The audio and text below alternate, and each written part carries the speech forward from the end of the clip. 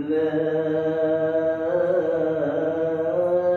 إله إلا الله.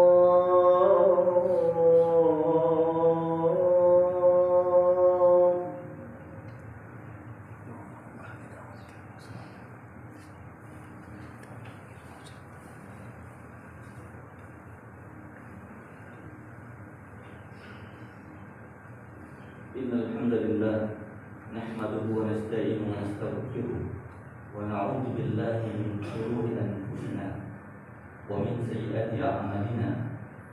من يهده الله فلا مضل له ومن يضلل فلا هادي له.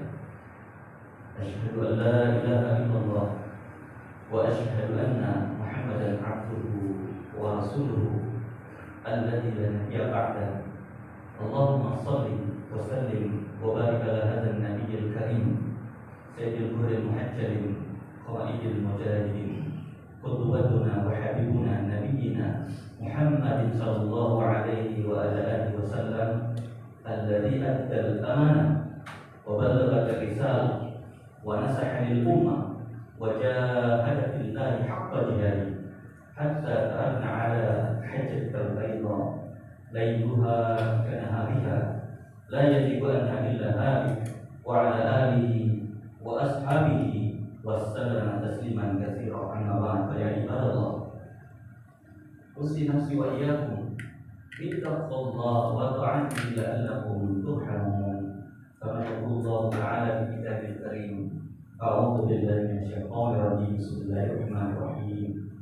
يا أيها الذين آمنوا اتقوا الله حق تقاته ولا تموتن إلا وأنتم مسلمون. Sadaqallahul Azim. Ma'asyiral muslimin, sidang jemaah Jumat yang dirahmati Allah. Setiap kali kita memasuki masa-masa haji, maka seketika itu pula pikiran kita diajak terbang melayang ke sebuah peristiwa yang pernah terjadi 5.000 tahun yang lalu. Sebuah peristiwa yang dilakoni oleh seorang nabi dan keluarganya yang diabadikan Allah Subhanahu wa taala menjadi prototipe atau model pribadi dan keluarga yang menjadi sumber keseladaran. Nabi Ibrahim alaihissalam. Allah berfirman dalam surat Al-Mumtahanah, "Laqad kana lakum uswatun hasanah fi Ibrahim walladzina ma'ahu." Sungguh terdapat atas kalian sebuah contoh teladan yang baik fi Ibrahim, pada diri Ibrahim, walladzina ma'ahu, dan orang-orang yang beserta dengannya. Dan karena itu kita tahu Nabi Ibrahim ini adalah salah satu nabi yang Allah beri gelar dengan Khalilullah, kekasihnya Allah. Betapa tidak jemaah sekalian, tidak ada nabi yang ujiannya datang bertubi-tubi kecuali dia melakukannya dengan secepat mungkin realisasi dari perintah itu. Allah berfirman, wa idibtala Ibrahim walladzina ma'ahu wa idibtala Ibrahim bikalimatin fa'atamahum. Dan kami uji Ibrahim itu dengan berbagai perintah-perintah, dan kemudian dia langsung fa'atamahum, merealisasikan perintah itu. Dalam tafsir Allah mengatakan fa bukan wa, sehingga ada jarak antara perintah dengan realisasi. Tapi karena Allah mengatakan fa'atamahum, tak ada satu peristiwa atau perintah yang datang kepada beliau melainkan pasti dilakukan. Jemaah sekalian, peristiwa haji itu peristiwa yang mengambil contoh dari dunia. Allah mengabadikan peristiwa yang amat berat dari rangkaian ujian itu yang kita abadikan dengan ibadah haji.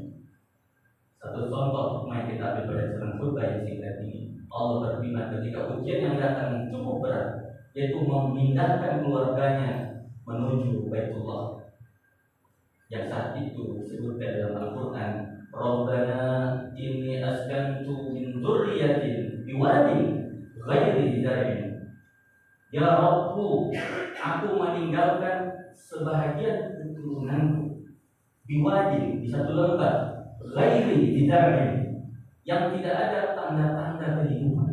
Jangankan kehidupan, tanda-tanda untuk hidup di situ saja tidak ada. Dan itu perintah yang harus dijalani oleh Nabi Ibrahim, membawa Hajar dan Ismail kecil yang dihidupkan sebelum itu inda baitikal muharram, di tempat rumahmu yang mulia. Jamaah sekalian, kita tahu persis bagaimana perasaan Hajar dan perasaan Ibrahim yang harus meninggalkan keluarganya sebatang kara tanpa ada orang, dan harus meninggalkan cukup lama dan cukup jauh. Ketika Hajar mengatakan, ya Ibrahim, kenapa engkau tinggalkan kami di sini? 3 kali ditanya, tapi Ibrahim tak kunjung menjawab pertanyaan tersebut. Barulah Hajar merubah cara bertanya. Ya Ibrahim, apakah ini perintah dari Rabbmu? Maka Ibrahim mengatakan, iya. Kata Hajar, kalau ini dari Tuhanmu, maka niscaya tidak mungkin Allah akan sia-siakan kami di sini. Suatu cara pandang dari sebuah problematika yang dirasakan berdasarkan robbaninya, dimensi robbaninya atau ketuhanan. Ini menarik orang dari sebuah peristiwa yang sakit atau perih dibawa dalam bentuk peristiwa qanaah, menerima takdir Allah. Allah mengatakan dalam surah As-Saffat, Nabi Ibrahim harus tinggalkan mereka, inni dzahibun ila rabbi sayahdi. Sungguh aku harus meninggalkan kalian, pergi dari kalian untuk menuju Tuhan, dapatkan petunjuk. Jamaah sekalian, Nabi Ibrahim sadar meninggalkan keluarga dalam waktu yang lama. Dalam surat Ibrahim ayat 38 ini beliau meminta 3 hal. Lanjutan ayat tersebut, ketika beliau meninggalkan di samping Baitullah, permintaan pertama adalah Rabbana liyuqimus shalah. Ya Rabbku, aku tinggalkan anak dan istri di lembah yang tandus ini di sisi rumahmu itu Baitullah. Tujuannya adalah supaya mereka menegakkan sholat. Sebagai manusia biasa, tentunya Ibrahim pasti punya sifat-sifat dunia, di mana meninggalkan istri harusnya yang diminta pertama kali adalah kekhawatiran akan materi, kekhawatiran akan makan dan minum. Tapi patut kita belajar dari Ibrahim. Sesulit apapun pandangan mata kita, justru Nabi Ibrahim mengajukan pertama kali dimensi ilahiyah, bahwa aku titip di samping rumah ini supaya mereka menegakkan sholat. Yang kedua, jemaah sekalian, lanjutan permintaan Nabi Ibrahim adalah waja'al afidatan minan nasi tahwi ilaihi. Permintaan kedua Nabi Ibrahim masih bukan seputar materi, yaitu jadikan ya Allah hati-hati manusia akan tertarik dan suka ilaihim, kepada keluarga ini. Ini membuktikan bahwa setelah dimensi sholat itu transendental kita kepada Allah, maka yang kedua Nabi Ibrahim mengatakan agar keluarga ini menjadi magnet kebaikan yang membuat orang mampir ke Mekah, membuat orang bukan tertarik kepada tempat yang tadi sini. Dan hasil jemaah sekalian, tempat yang tadinya cuma dihuni oleh 2 orang, dan ini menjadi tempat yang paling kita tahu, tempat yang paling kita rindukan. Dan doa Nabi Ibrahim, tahwi ini, jadikan hati manusia akan tertarik ke tempat ini. Jemaah sekalian, dari sini kita belajar Nabi Ibrahim sadar bahwa konsekuensi ibadah itu adalah konsekuensi yang terbuka dengan manusia. Apa artinya kita kuat hubungan kita dengan Allah, tapi kita tidak ingin mampir kebaikan. Dan yang terakhir doa Nabi Ibrahim adalah waja'alzukum minas samarati la'allahum yashkurun. Dari 3 permintaan, justru permintaan 3 inilah tentang perut beliau. Beliau mengatakan, ya Allah, berikanlah kepada Hajar dan Ismail buah-buahan yang dengannya itu mereka bisa bersyukur. Perhatikan, yang diminta oleh Nabi Ibrahim bukan pohon buah, tapi langsung to the point, wayarzuqhum minas samarati. Berikan buah-buah. Kita bayangkan kalau mintanya pohon kurma harus kumpul dulu berapa lama, sedangkan perut orang tidak bisa toleransi untuk lapar itu. Maka seketika itu dia memasukkan dan doa Nabi Ibrahim ini baru ada adabnya. Setelah itu kita mengadukan kepada Allah, berbuat hubungan kita kepada Allah, baru kita minta tentang perut kita. Makanya Nabi Ibrahim kemudian merasa lega dengan meninggalkan Hajar, dan kita tahu air yang datang adalah air Zam-Zam. Jemaah sekalian yang dirahmati Allah Subhanahu wa taala. Dari ini kita belajar banyak hal sebenarnya, tapi kita bisa menarik satu dimensi yang harus kita patut ambil dari Ibrahim adalah sabar wal ikhlas wa tawakkul. Kesabaran, keikhlasan dan tawakal adalah satu sifat yang bersamai Nabi Ibrahim. Walaupun pada akhirnya beliau harus meninggalkan Hajar dan anaknya dan menuju ke Mesir, ke Palestina, Itu jarak yang tidak main. Kita saja dimasukkan kalau suami tinggalkan anak kita dalam waktu yang cukup lama, mungkin kita perhatikan makanannya, bahkan uang, bagaimana dia bisa hidup 1 bulan kalau kita tinggalkan.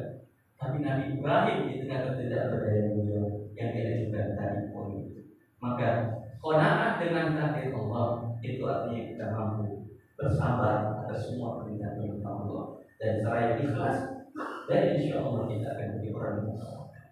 Ya mas sekalian, kita bayangkan setelah beliau meninggalkan Hajar, meninggalkan Ismail, Ibrahim AS cuma 4 kali pulang. Dalam riwayat pulang yang pertama itu Nabi Ibrahim sudah beranjak pada usia remaja. Disinilah peristiwa penyembelihan. Kita bisa bayangkan, adakah seorang ayah yang ketika dia berdoa bertahun-tahun, Rabbi habli minas sholihin, berikan aku anak yang soleh. Bahkan dalam riwayat beliau berdoa 20 tahun baru diberikan yang namanya keturunan Ismail. Tapi ketika dapat itu ditinggalkan di satu lembah yang tandus dan ditinggalkan begitu saja. Dan ketika pulang langsung ada perintah, ya bunayya inni ara fil manam anni asbahuka fanzur madza taram. Nabi Ibrahim datang kepada Ibrahim, ya putraku, aku bermimpi, dalam mimpiku itu aku menyembelih.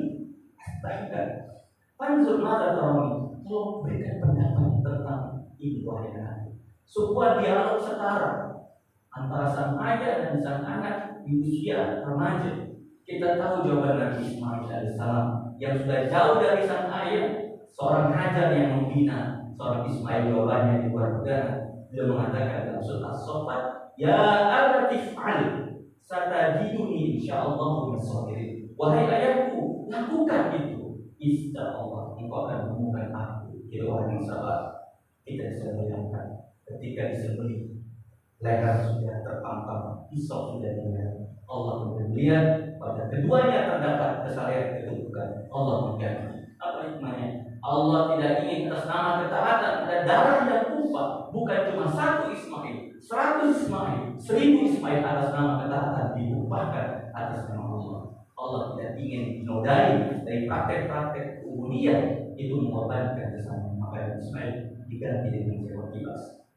Jemaah sekalian, marilah kita menyambut bulan haji ini dengan kita qanaah, tawakal, sabar. Bagi mereka yang bermampu, hendaknya berkorban. Mudah-mudahan Allah menerima korban kita di tahun ini. Barakallahu wa lakum fil Qur'anil azim wa nafa'ani wa iyyakum bima fihi min al-ayati wa dhikril hakim. Aqulu qawli hadza astaghfirullah li wa lakum innahu huwas samiul alim. Allahumma shalli wa sallim wa a'lim wa barik لجلالك وقدرك على عصمة الجبال وعصمة القرآن